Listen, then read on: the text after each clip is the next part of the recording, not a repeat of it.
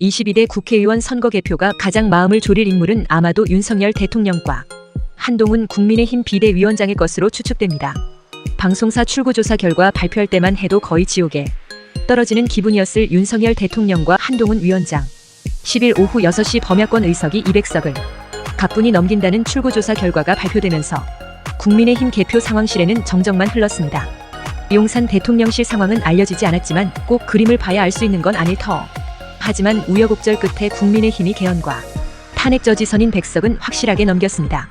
그러면 윤 대통령과 한 위원장이 안심해도 될 상황인데 가슴을 졸인다는 건 무슨 말일까? 두 사람에게 가장 큰 위협 요인이 될 두 정치인이 바로 여의도 입성을 눈앞에 두고 있기 때문입니다. 이들 두 명으로 인해 밤잠을 설칠 가능성이 크다는 것입니다. 한마디로 밥맛 떨어지게 하는 사람인 셈이지요. 조국 혁신당 대표와 이준석 개혁신당 대표가 주인공입니다. 조국 대표는 윤석열 검찰로부터 수사를 받은 끝에 가족이 멸문지화를 당한 사연을 갖고 있습니다. 조국 대표는 창당 직후 기자회견을 갖고 조국 혁신당 1호 입법으로 한동훈 특검법을 추진하겠다고 공개적으로 국민들께 약속했습니다.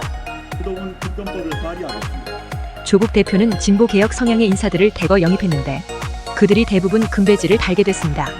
조국 혁신당 구호가 3년은 너무 길다인 것만 봐도 윤 대통령의 간담이 서늘해질 수 있습니다. 이준석 대표 역시 윤석열 대통령으로부터 핍박을 받은 아픈 과거를 갖고 있습니다. 조국 대표에 밀리지 않을 언변과 대중적 지지도를 갖고 있는 이준석 대표가 윤석열 대통령에게 갖고 있는 마음이 어떨지 정치에 관심 없는 사람도 알 정도입니다. 그는 민주당의 아성인 화성동탄에서 지역구에 도전해 기어이 쟁취해냈습니다. 다들 불가능한 도전이라고 말했습니다. 그를 아끼는 홍준표 대구시장은 물론 김종인 개혁신당 공천관리위원장까지 나서서 지역구 도전은 턱도 없다면서 비례대표 도전을 권했습니다. 하지만 그는 편안하게 금배지 다는 것을 포기하고 무모한 도전에 나서 결국 대업을 이뤘습니다. 이준석 대표가 막판 스퍼트에 성공한 것은 윤석열 대통령에 대한 확실한 대척점에 서 있는 인물이라는 각인을 유권자들에게 심어준 것이 주요했다고 봅니다. 정권 심판 분위기가 팽배한 지역구에서 윤석열 대통령을 가장 확실한 방법으로 공격할 사람은 민주당 후보보다 이준석 후보가 더 낫다고 판단하게 선거 전략을 세우고 유권자들을 설득해 나갔습니다. 가히 선거의 달인이라 할 만하지요. 마지막에 그가 내세운 윤석열 대통령의 술맛을 가장 떨어뜨릴 사람을 선택해달라라는 호소가 먹혀들었다고 봐야 합니다.